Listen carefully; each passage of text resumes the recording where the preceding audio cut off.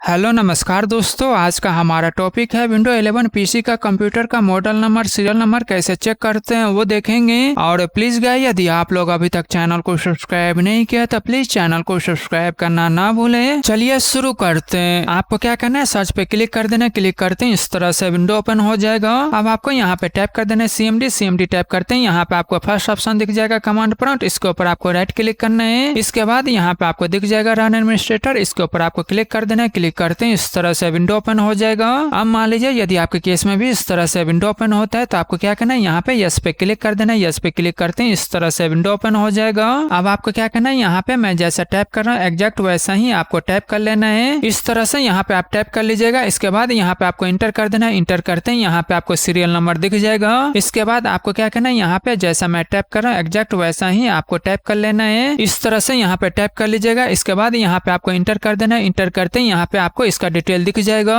अब आपको क्या करना है, यहाँ पे फिर से जैसा मैं टाइप कर रहा हूँ ऐसे ही आपको टाइप कर लेना है। इस तरह से जैसा मैंने टाइप किया एग्जैक्ट वैसा ही टाइप कर लेना है। इसके बाद यहाँ पे आपको इंटर कर देना है। इंटर करते हैं यहाँ पे आपको इसका नाम दिख जाएगा। तो इस तरह से यह कमांड रन करके आप चेक कर सकते हैं। और प्लीज गाइस, चैनल को सब्सक्राइब करें, लाइक करें, शेयर करें। Thank you.